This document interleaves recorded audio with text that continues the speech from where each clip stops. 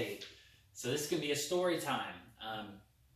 Yeah, so this is pretty freaking crazy. So as you can see, I don't think I really showed off my other place that much, but you can tell in some of my videos.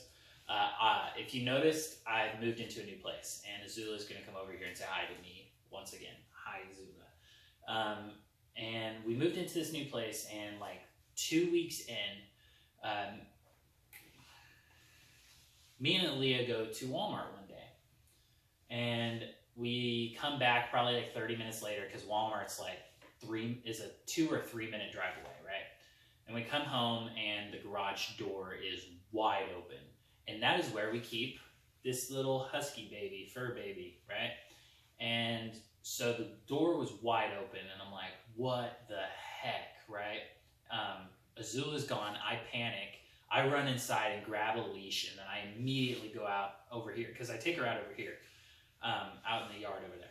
So I end up going out there, and it's sleeting. Like, it is freezing outside, ice coming from the sky, right?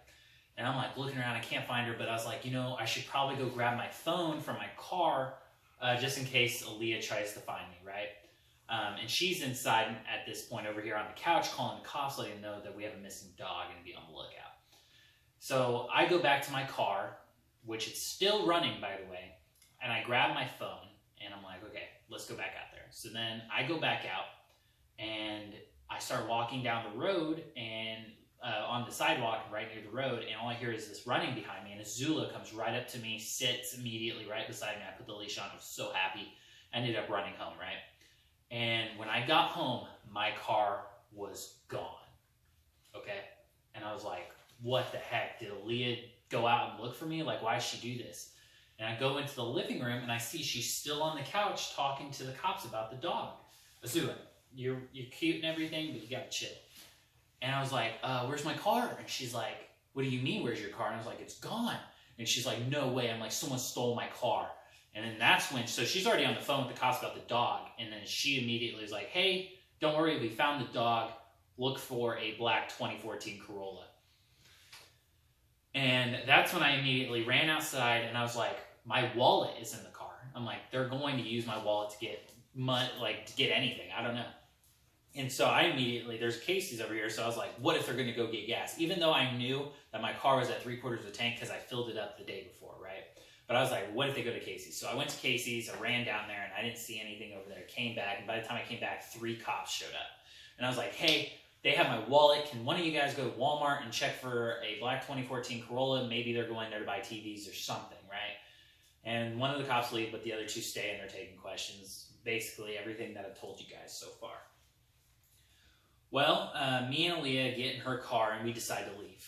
And we go to that Casey's that I originally ran to. I didn't go all the way into Casey's. I just went far enough to see if I could see my car, right? And so we ended up going to that Casey's, and you know, nothing really happened there. We ended up leaving to go look at some side roads, some apartments to see if they parked anywhere, right? And that's when I looked at my phone and got a notification that my card was used at Casey's. And I was like, are you serious? My card was used at that Casey's. So we went back to that Casey's, talked to the guy. He can't look at video surveillance because he's not a manager. So he ended up looking at credit card history and didn't find anything from 9/26. And I was like, that sucks. But we called the cops and let them know that the card was used at a Casey's. We didn't say that Casey's, but we said at a Casey's, and they met us at that Casey's. I'm assuming because they assumed it was that Casey's. But that guy was like, well, that cop was like, well, we're going to have officers go to every single Casey's in Rogers, and he told us that there were only 3, which there are more than 3. And he's like, we're going to check all of them. I was like, all right, well, he left, and then we ended up going to a Casey's 2 minutes down the street and talked to the lady there, and we're like, hey, have there been cops here yet? And we were at that first Casey's for like 30 minutes with this guy after he told us. So they've had plenty of time to go look at these Casey's, right? Well, we go to this Casey's, and she's like, no, there's no cops in here. And she checked the timestamp, there's no card there. So then we head over to this other one. I can't remember what street it was on. But we checked that Casey's out, same thing. She's like, no cops have been here, blah, blah, blah. I was like, great. So that's 2 Casey's that the cops had not been to, even though that cop told us that they were all going to Casey's. We ended up going to 8th Street Casey's, and before I could even get really anything out to the lady, Aliyah came in from the car and was like, hey, the cops called. They said they found your car. It's been wrecked. And at that point, I was just like furious because I was $3,000 away from paying this car off. I had it since 2015 of January. So I've had this car for a really long time, and I love this car. We get there, and sure enough, the whole front end is completely like bent in, completely wrecked. The groceries in the back, they took all our expensive groceries. They took our 10-pound bag of chicken. They took our shrimp. They took our 60-pack of eggs. They took our strawberries. They took our mashed potatoes. They took a bunch of crazy stuff and left other stuff that wasn't as expensive, right? And they also ended up keeping my wallet, go figure, and they also kept my keys for some reason. So this guy had my car keys. He had my house keys. He had my mailbox keys. This might have to be a two-part video because this is a long story, right? So I'm freaking out. I'm like, well, this guy has keys to my house. Like, what the heck am I supposed to do tonight, right? I don't have a gun. I don't have any security cameras. And the cops were like, well, I don't know. And I was like, great. That's awesome that you guys can't even offer a solution here. Can you at least watch the car and so I can go to Missouri, because my parents had my extra key so I could go hide the car.